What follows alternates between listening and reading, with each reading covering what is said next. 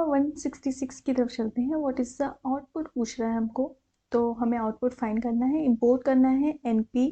अब हमें np array पूछ रहा है, तो भाई यहाँ पे 1.1 है तो ये फ्लोट टाइप का हो जाएगा। और ये बात याद रखिएगा कि जो हमारे पांडास में जो इंटीजर की वैल्यू हमें टाइप रिटर्न करता है वो इन 32 इन 64।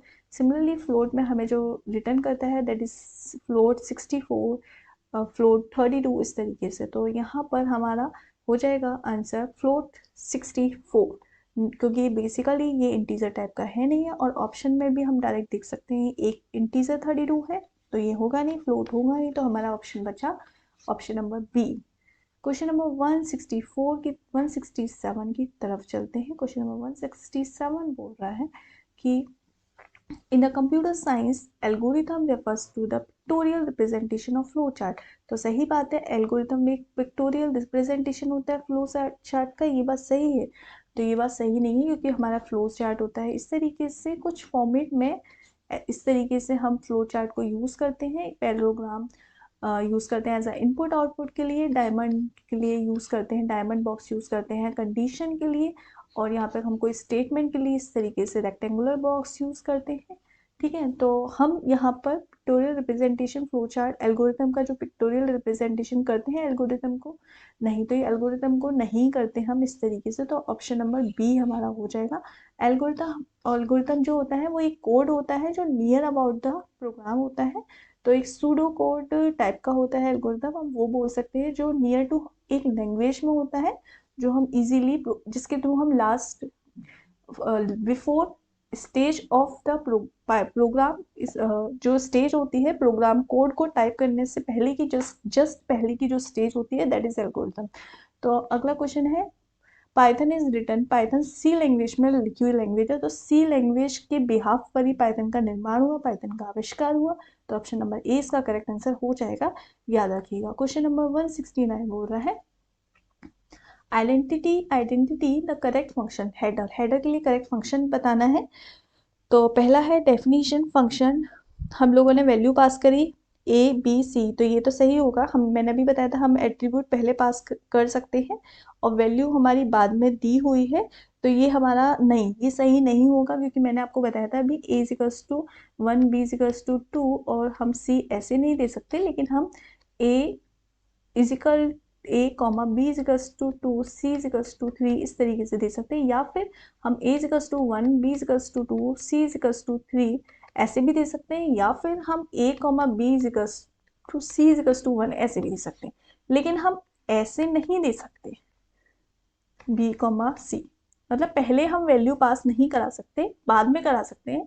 तो ये वाला गलत हो जाएगा। सेम देखो बीच में यहाँ पे बी में पास नहीं कराई, उससे पहले सी में पास करा दी बिफोर बी, तो ये भी गलत हो जाएगा। ऑप्शन नंबर जो सी है उसमें देखो ए कॉमा बी, तो ए में पास नहीं कराई, ठीक है, नहीं कोई दिक्कत नहीं है, नहीं कराई तो बाय डिफॉल्ट वो जीरो हो जाती है। बी में पास कराइए, सी में पास कराइए, तो ये हमारा सही हो जाएगा। सेम डी में देखेंगे तो ए बी सी, और सी में पास करा दी उसके बाद डी दे दिया, तो ये गलत हो जाएगा। यानी स्टार्टिंग की में नहीं हो कोई दिक्कत नहीं है, लास्ट में होनी चाहिए। लास्ट अगर लास्ट में है और स्टार्टिंग में नहीं है तो कोई दिक्कत नहीं है, तीनों में नहीं है तो कोई दिक्कत नहीं है, लेकिन स्टार्टिंग में है और लास्ट वाली में नहीं है तो ये दिक्कत है। तो इस तरीके से आप अपना क्वेश्चन को समझ सकते हैं। क्वेश्चन नंबर 170 बोल रहा है blank immediately terminates a loop. तो लूप को टर्मिनेट करने के लिए ब्रेक का यूज करते हैं, ये सभी को पता है ये बात। क्वेश्चन नंबर 171 की तरफ चलते हैं। Which of this definition correctly describe the module. तो मॉड्यूल को डिस्क्राइब करने के लिए किसका यूज करते हैं, noted the triple quads, providing a specification of the certain program element.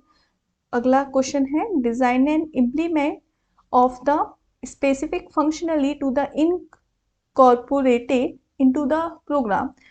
Third है defines the specification of how it is be used। अगला है any program that is reuse the code। तो भाई ये वाली बात सही है, आप क्वेश्चन में देख सकते हैं, क्वेश्चन में हमसे यही पूछ रहा है। हम लोग जो डेफिनेशन डिस्क्राइब करते हैं मॉड्यूल की, तो इस तरीके से हम उसको दोबारा से कॉल कर लेते हैं रीयूज कर लेते हैं, ऐसे उसको डिफाइन करते हैं। यहाँ पे स्पेसिफिकेशन वगैरह का कोई भी काम नहीं है, तो ऑप्शन नंबर डी इसका करेक्ट आंसर हो जाएगा। क्वेश्चन नंबर 172 बोल रहे हैं what is the following code, इसका निकालना है। इंपोर्ट नमपी और एनपी एरे ये दिया हुआ है हमें लिस्ट। अब हमें एंडिंग, तो एंडिंग फंक्शन क्या करता है, हमें डायमेंशन फाइंड करना है। ये हमारा वन डायमेंशन एरे है, तो इसका आंसर ए हो जाएगा। ऑप्शन नंबर ए इसका करेक्ट आंसर हो जाएगा। अगले क्वेश्चन की तरफ चलते हैं। क्वेश्चन नंबर, देखो इसका ऑप्शन गलत दे रहा है, ये बी नहीं होगा, इसका आंसर ए हो जाएगा क्योंकि वन डायमेंशन एरे की बात कर रहा है। ठीक है, क्वेश्चन नंबर 173 बोल रहा है the mode creates a new line file if the file does not exist. जब फाइल हमारी एग्जिस्ट नहीं करती तो कौन सा मोड यूज करते हैं, हमें न्यू लाइन ऑफ फाइल, मतलब न्यू फाइल को एग्जिस्ट कराने के लिए, जब हमारी फाइल एग्जिस्ट ही नहीं करी और हमें न्यू फाइल को एग्जिस्ट कराना है, न्यू फाइल हमें एक तरह से इंसर्ट करानी है, तो उसके लिए हम राइट मोड और अपेंड मोड दोनों का यूज करते हैं। बोथ ए एंड बी हमारा करेक्ट आंसर हो जाएगा, ये बात आप याद रखिएगा। क्वेश्चन नंबर 173 की 4 की तरफ चलते हैं। 174 बोल रहा है in Python which of the following is a built in function. तो इनमें से कौन सा हमारा बिल्ट इन फंक्शन होगा, फंक्शन के हमारा बिल्ट इन फंक्शन है, नहीं है। वेल हमारा कोई बिल्ट इन फंक्शन आपने सुना है, नहीं सुना, तो प्रिंट हमारा बिल्ट इन फंक्शन होगा। यानी प्रिंट आपने हम लोगों के बिल्ट इन फंक्शन में देखे होंगे लिस्ट में, जब मैंने कराया था उस समय आपको दिखाया था कि जब कीवर्ड्स पढ़ाए थे तो उसमें भी हमने दिखाया था कि प्रिंट एक बिल्ट इन फंक्शन है। Actual instruction is a flow chart are represented. जो इंस्ट्रक्शंस होते हैं फ्लो चार्ट के, अभी फ्लो चार्ट, यहाँ पे डिसीजन देखो, यहाँ पे डिसीजन मेकिंग की बात हो तो डायमंड बॉक्स, ठीक है, और नॉर्मल इंस्ट्रक्शंस की बात हो तो हम बनाते हैं, क्या बनाते हैं, एक नॉर्मल बॉक्स जिसे रेक्टेंगुलर बॉक्स बोलते हैं। अगर हमारी इनपुट आउटपुट की बात हो तो हम पैरेललोग्राम वाला बॉक्स बनाते हैं। तो यहाँ पर हमारा नॉर्मल बॉक्स हो जाएगा, जो हमारा इंस्ट्रक्शन होता है वो हम बॉक्स से रिप्रेजेंट करते हैं। तो यहाँ पे हमारा देखो भाई, पाइथन, पांडास, डेटा विजुअलाइजेशन और हमारी ग्राफिंग, अब हमारे फ्लो चार्ट वगैरह सारा कुछ मिक्स है। मतलब पाइथन से रिलेटेड जितने भी टॉपिक है क्लास 11 12 IPCS सब मिक्स है, सारे क्वेश्चन चल रहे हैं आपके। आपको ये नहीं कहना पड़ेगा कि मैम आपने ये रह गया वो रह गया, सब कुछ मिक्स है यहाँ पे, सब चल रहा है अभी। मतलब सबसे रिलेटेड जो भी जितने भी चैप्टर्स, जितने भी टॉपिक पाइथन से रिलेटेड है, जहाँ पर कहीं ना कहीं पाइथन का यूज हो रहा है, चाहे थ्योरी में, चाहे न्यूमेरिकल में, चाहे प्रोग्राम में, कहीं भी जहाँ पे पाइथन से रिलेटेड टॉपिक है, पांडास वगैरह, जो जहाँ पे पाइथन की आवश्यकता पड़ती ही है, उससे रिलेटेड सारे टॉपिक एक ही वीडियो में, मतलब एक ही चैनल पे आपको एक ही सीरीज में मिल जाएंगी। Which of the following is the use of function in Python. तो पाइथन में function are reusable pieces of program. अगला बोल रहा है function do not provide better modularity your application. उसके बाद बोल रहा है you can not also create your own function. All अगला है ऑल ऑफ द एबव। तो देखो पहला क्या बोल रहा है, विच of the following is a use function. तो फंक्शन आर रीयूजेबल, पहली बार फंक्शन को हम दोबारा से यूज कर सकते हैं, कॉल कर सकते हैं। Function do not provide a better modularity, इससे कोई मतलब नहीं है। You can not create your own function, भाई ये तो बेवकूफ़ी वाली बात होगी, बेकार बात है, ये तो बिल्कुल गलत बात है, क्योंकि फंक्शन को तो हम दोबारा से कॉल कर सकते हैं, ये तो एक कॉमन सेंस वाली बात हो गई। अगला क्वेश्चन है क्वेश्चन नंबर 177। तो क्वेश्चन नंबर 177 बोल रहा है विच of the statement will move file pointer 10 bytes backward from the current position. हमें जब 10 बाइट बैकवर्ड जाना है, तो देखो जैसे मैंने कोई लिस्ट लिखी, जैसे मैंने लिस्ट छोड़ो, मैंने कोई नाम लिखा, मैंने बोला इजी लर्निंग 247, ठीक है, इजी लर्निंग 247। अगर मुझे यहाँ पे बैक साइड में जाना है, बैक साइड से जाना है, मेरा पॉइंटर कहाँ जाएगा, इधर, तो मैं बैक साइड से कैसे इंडेक्सिंग करूंगी, -1 -2 -3, इस ब्लैंक को भी दूंगी स्पेस, -4 -5 -6 -7 -8 -9 -10, तो ये यहीं तक तो जाएगा, हाँ या ना।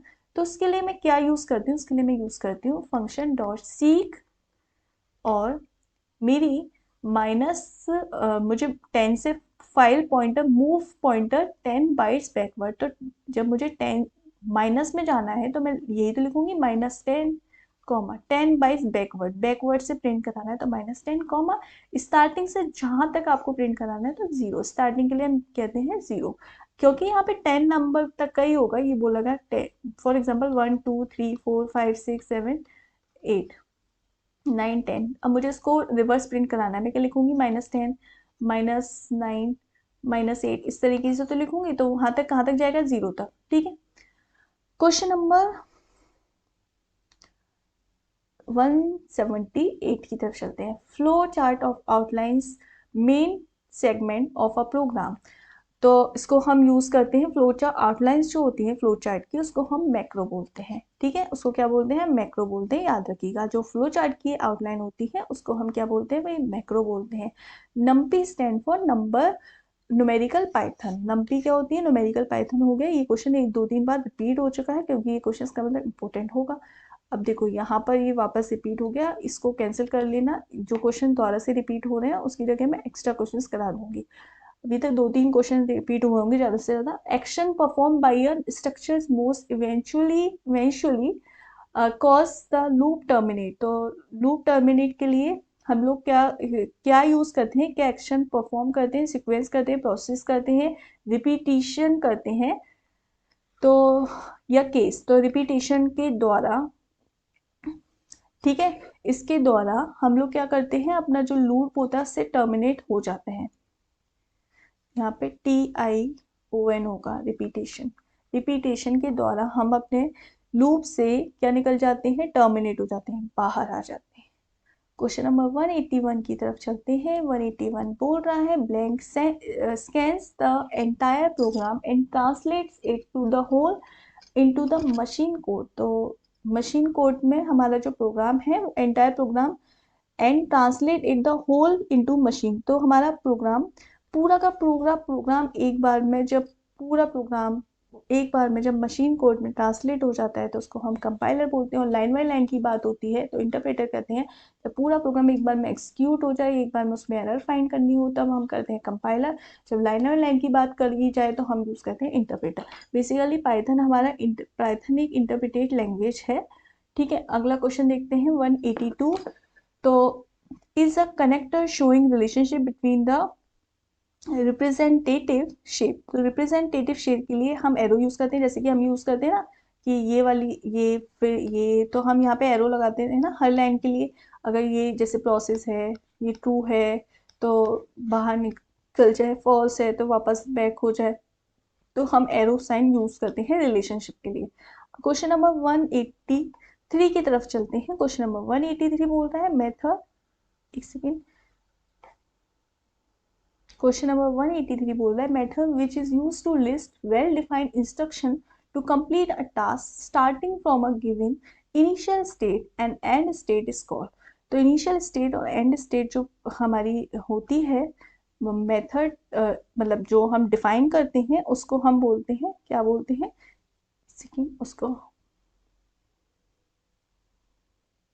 उसको हम बोलते हैं एल्गोरिथम। जब हम अपने प्रोग्राम के, अभी मैंने थोड़ी देर पहले ही बताया था आपको कि हमारी इनिशियल वैल्यू और इनिशियल इंस्ट्रक्शन और हमारे लास्ट का एंड स्टेट डिफाइन हो, मतलब हमारे नियर टू जो चीज हमारे नियर टू कोड के हो, नियर टू प्रोग्राम के हो, उसको हम एल्गोरिथम बोलते हैं। For i in range 20 30 and 10 j equals to i divide by 2, print कराना है j को, तो j की वैल्यू, हमारी जो i की वैल्यू है, पहले i की वैल्यू हमारी देखो, अब यहाँ पे पहले हमारी जो i की वैल्यू है वो 20 30 एंड 10, 20 30 एंड 10, और उसके बाद एक सेकेंड, देखो क्वेश्चन ये है, देखो तो i की वैल्यू हमारी 20 30 और 10 है, अगर हम 2 से डिवाइड देंगे तो हमारी j की वैल्यू आ जाएगी और हम प्रिंट में j को करा देंगे। तो इनिशियल में हमारी जो i की वैल्यू है वो कितनी है भाई, 20, तो i का जब इनिशियल वैल्यू लेंगे तो 20, तो अगर हम 20 का डिवाइड बाई 2 में करेंगे तो अब हमारी i की वैल्यू कितनी हो जाएगी 10, तो 10 पॉइंट कितनी हो जाएगी 10.0, क्योंकि हम यहाँ पर डिवाइड दे रहे हैं तो 10.0, तो 10.0 इसमें नहीं आ रहा, 10.0 इसमें आ रहा है, इसमें आ रहा है। अगला, अब आपको लग रहा होगा हम 30 देंगे, हम 30 नहीं देंगे, अब हम 10 देंगे, तो क्या 10 डिवाइड बाई, अगर हम 10 का डिवाइड, देखो यहाँ पर क्या होगा, हमारी जो आई की रेंज है वो 0 से, देखो 20 से 30 तक है, 20, 21, 22 आपको ये लग रहा होगा, लेकिन एक्चुअल में क्या होता है, ये होता है स्टार्ट के लिए, ये होता है एंड के लिए, और ये होता है मतलब गैप के लिए। अगर हम 20 से 30 तक चलें और बीच में हमारा गैप हो, पहली बार तो जब ये स्टार्टिंग वैल्यू होती है 20 से, ये 30 लिखा हो तो हम इससे एक कम चलते हैं, यानी हमें 29 तक चलना है, और उनके बीच में हमें 10 का गैप चाहिए, तो 20 और 29 के बीच में किसका गैप हुआ, 10 का। 10 के गैप में कोई और वैल्यू आ रही नहीं आ रही, तो अकेली 20 तो ही आएगी, हाँ आएगी, तो 20, अब सिर्फ हमारे पास वैल्यू क्या है 20, तो 20 का डिवाइड 2 में देंगे तो क्या आ जाएगा 10.0, तो हमारा ऑप्शन नंबर सी करेक्ट हो जाएगा। क्वेश्चन अच्छा है, कंफ्यूज करने के लिए आप लोग क्या करेंगे, 20, 30, 10 का तीनों का डिवाइड इसमें देंगे और आप इस तरीके का कोई आंसर लगा के आएंगे, लेकिन आपको ऐसा बिल्कुल भी नहीं करना है, ये कंफ्यूज करने के लिए दिया है टोटली हमें। Flow chart of and algorithms are used for, flow chart और एल्गोरिथम हम किसके लिए यूज करते हैं, बेटर प्रोग्रामिंग के लिए, सही बात है, एक्सीलेंट इफिशिएंट कोडिंग के लिए, इजी टेस्टिंग एंड डिबगिंग के लिए, सही बात है, तीनों के लिए, हम प्रोग्रामिंग अच्छी हो, इफिशिएंट कोड हो, इजी टेस्टिंग कर सकें बाद में, जिससे कि हमारा, फॉर एग्जांपल हम किसी कंपनी में जॉब करते हैं और हमने जॉब छोड़ दी है, तो हमारी जो डेस्क है, हम जिस पोजीशन पर वर्क कर रहे हैं वो आने वाले टाइम पे कोई और भी संभालेगा, तो हम फ्लो चार्ट या एल्गोरिथम के द्वारा वहाँ हर कंपनी में एक टेस्टिंग डिपार्टमेंट होता है, एक ऐसा डिपार्टमेंट होता है जो हमारे प्रोग्राम को, हमारी जो इंस्ट्रक्शंस होते हैं उनको अपनी एक नॉर्मल लैंग्वेज में लिख देता है, जिससे कि नया बंदा उसको इजीली समझ सके। अगला बोल रहा है इसका डेटा टाइप बताना है, भाई देखो ये वाला साइन लगा है, ये वाला साइन किसका होता है, लिस्ट का होता है, तो ऑप्शन नंबर सी सिंपल। अगला क्वेश्चन बोल रहा है, अगला क्वेश्चन है क्वेश्चन नंबर 187। इसमें क्या करना है, हमें आउटपुट फाइंड करना है, इम्पोर्ट नम्पी, ठीक है। अब हमें मिनिमम वैल्यू फाइंड करनी है, 2, 3, 4 और 5, 1, 5, 2 में हमें मिनिमम वैल्यू फाइंड करनी है, नम्पी में से इसको लेके आएगा ये, ठीक है। तो देखो 1, 2, 3, 4 और 1, 5, 2 में सबसे छोटी वैल्यू क्या है, 1 है, मतलब हम दोनों में से तीन हमें छाटनी, मतलब 0, 1, 2 हमको इंडेक्सिंग तीन ही चाहिए, तो 0 नंबर पर हमारी क्या आ जाएगी, इन दोनों में अगर हम कंपैरिजन की बात करेंगे तो हमारा 1 आ जाएगा। अगर 1 और 2 देखो, 1 और 2 में मिनिमम छोटा क्या है 1, 3 और 5 में छोटा क्या है 3, 4 और 2 में छोटा क्या है, 4 और 2 में छोटा क्या है 2, तो हमारा आंसर क्या रहेगा 132, 132, ठीक है। ऐसे देखो 2 और 1 में क्या छोटा है, 2 और 1 में छोटा है 1, 3 और 5 में छोटा क्या है 3, 4 और 2 में क्या छोटा है 2, क्लियर। क्वेश्चन नंबर 188 में देखते हैं, क्वेश्चन नंबर 188 क्या बोल रहा है, क्वेश्चन नंबर 188 बोल रहा है examination of changing the values variable is called stepping, true है फॉल्स है, कांट से, मे बी। तो यहाँ पे जो एग्जामिनेशन चेंजिंग वैल्यूज वेरिएबल की जो वैल्यूज को चेंज करने की बात हो रही है, तो यहाँ पर इसका आंसर हम कुछ भी नहीं कह सकते, क्योंकि यहाँ पे इसका आंसर फॉल्स होगा, क्योंकि इसको हम बोलते हैं थ्रेशिंग, इसको क्या बोलते हैं थ्रेशिंग, ये नहीं होगा, ये नहीं होगा, इसको हम क्या बोलते हैं थ्रेशिंग, थ्रेशिंग बोलते हैं। थ्रेशिंग का मतलब क्या होता है, चेंजिंग द वैल्यू, वेरिएबल की जो वैल्यू होती है उनको चेंजिंग करने का जो तरीका होता है उनको थ्रेशिंग बोलते हैं, याद रखिएगा ये। वेरिएबल की जो वैल्यूज होती है उनको चेंज करने के तरीके को थ्रेशिंग बोलते हैं। क्वेश्चन नंबर 189 बोल रहा है, 189 बोल रहा है विच of the following is a true variable means, तो ट्रू वेरिएबल का मीन्स का मतलब होता है अनलिमिटेड लेंथ, लिमिटेड लेंथ, और बोल रहा है ampersand, ampersand can be use as its name, तो भाई ये तो कोई बात ही नहीं है, नन ऑफ दीज कोई बात ही नहीं है। अब इन दोनों में से होगा कि following variable name unlimited length, तो वेरिएबल का जो नेम होता है उसकी जो लेंथ होती है वो अनलिमिटेड हो सकती है, तो ऑप्शन नंबर ए इसका करेक्ट आंसर होगा।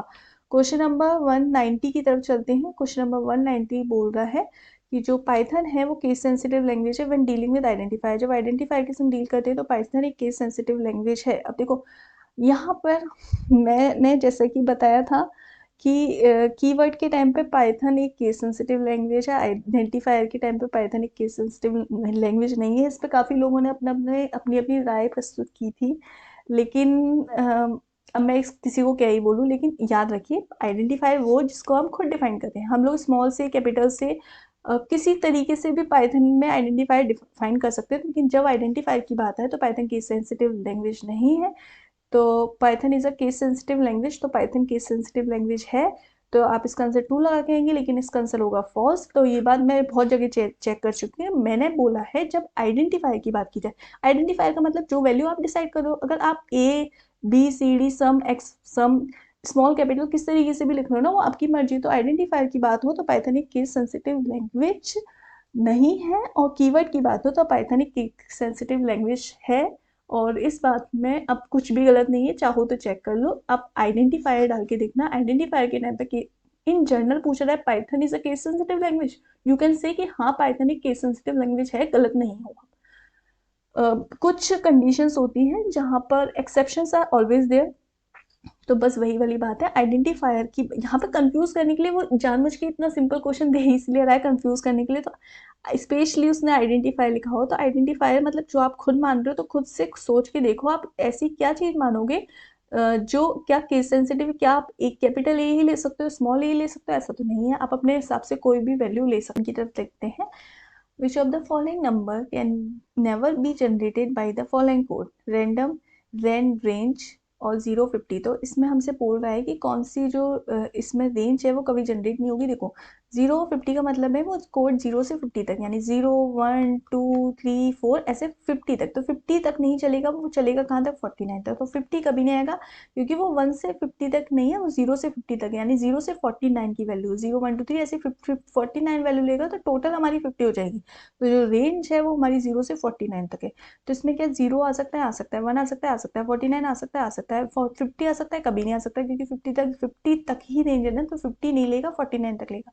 तो इसका आंसर ऑप्शन नंबर डी इसका करेक्ट आंसर हो जाएगा, क्वेश्चन नंबर 191 का ऑप्शन नंबर डी।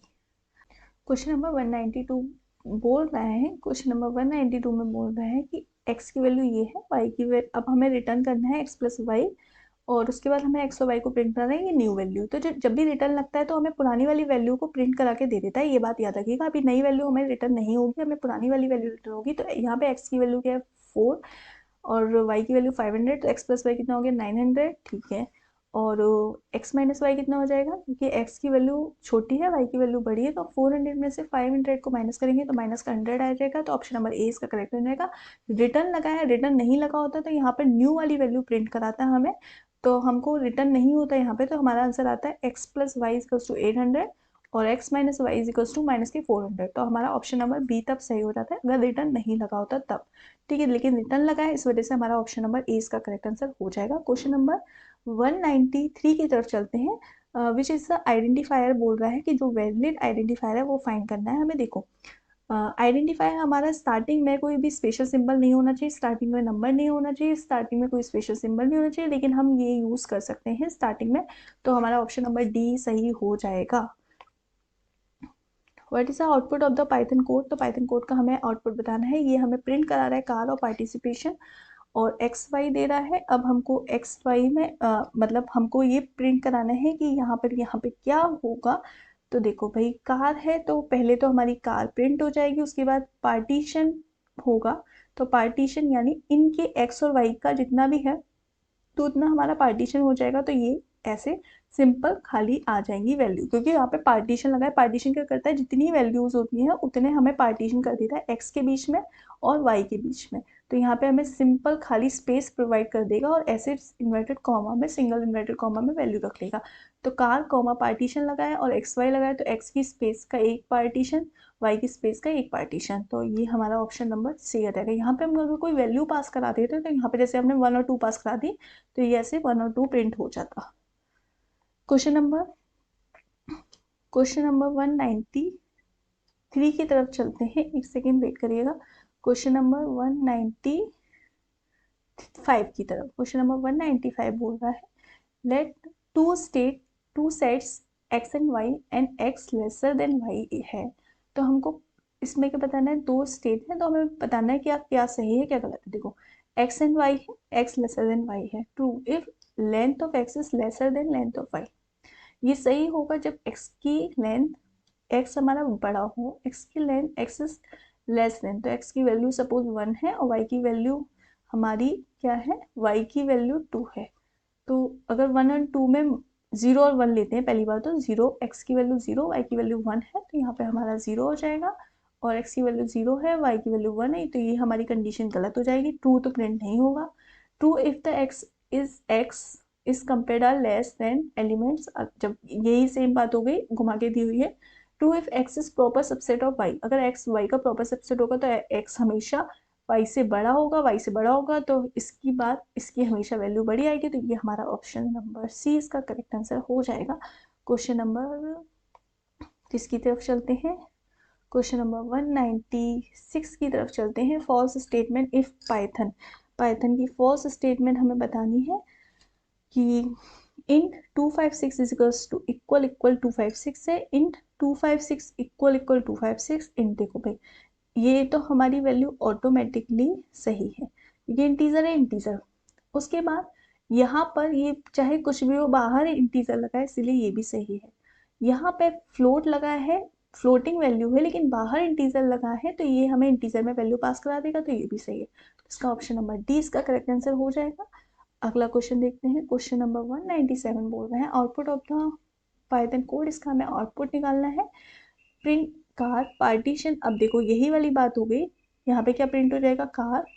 क्वेश्चन वापस से रिपीट हो गया ये वाला भी, कॉमा ये, तो ये हमें इस तरीके से प्रिंट हो जाएगा। क्वेश्चन नंबर 198 बोल रहा है in a Python the primary use of tail method, तो टेल मेथड क्या करता है कि जो हमारी वैल्यू है करंट पोजीशन की वो हमें फाइंड करके देता है। Within the file it's tells the current position की वैल्यू हमें फाइंड करके दे देता है। With the file tells and the position, ये कोई बात नहीं हुई, it tells the file is open, तो ये भी बात नहीं हुई। तो बेसिकली जो टेल होता है वो हमें करंट पोजीशन की वैल्यू को फाइंड करने के लिए यूज किया जाता है, तो इसका ऑप्शन नंबर ए करेक्ट हो जाएगा। क्वेश्चन नंबर 199 की तरफ चलते हैं। 199 बोल रहा है कि हमें इस पाइथन का आउटपुट निकालना है, तो देखो यहाँ पे बोल रहा है कैरियर बुद्ध सनात और बोल रहा है संस्थान, कैरियर बोध संस्थान, और कोई भी नाम है और उसमें हमसे बोल रहा है कि हमको एज अ ज्वाइन करके इसकी वैल्यू प्रिंट करानी है। तो ये देखो यहाँ पे ज्वाइन है, स्ट्रिंग, जो स्ट्रिंग है वो हमारा फंक्शन ज्वाइन हो जाएगा, तो यहाँ पे ये सारे आपस में मिल जाएंगे, कैरियर बुद्ध संस्थान, तो ये सब हमारा मैच हो जाएगा, तो एक दूसरे से ये कॉन्केटिनेशन हो जाएगा, इन सबका मिल जाएगा, तो ऑप्शन नंबर बी इसका करेक्ट आंसर हो जाएगा। क्वेश्चन नंबर 200 चलते हैं। चलो हमने अब 200 क्वेश्चंस तो कर लिए हैं कंप्लीट, तो ये भी एक खुशी की बात है, हमने 200 क्वेश्चन, हमारे 200 क्वेश्चन हो गए हैं। अगला क्वेश्चन है क्वेश्चन नंबर 200, बोल रहा है कि हमको लेंथ फाइंड करनी है। इस लिस्ट में ए बी और सी डी दिया है और वी फाइंड द लेंथ, लेकिन हमें ये मैप फंक्शन दिया है, उसके बाद लिस्ट दिया अगेन, तो यहाँ पे मैप फंक्शन दिया है लेकिन हमें ये लिस्ट की तरह दिया है। यहाँ पे हमें समझ में नहीं, ये लिस्ट इधर पास की, अब इसमें मैपिंग करवा रहा है, तो ए बी फिर अगेन लिस्ट फिर लेंथ, तो इस तरीके से ये मैप लिस्ट यहाँ पे हमको इंडेक्सिंग भी नहीं दे रहा, तो ये कंफ्यूज हो जाएगा और हमें एरर प्रिंट कर देगा।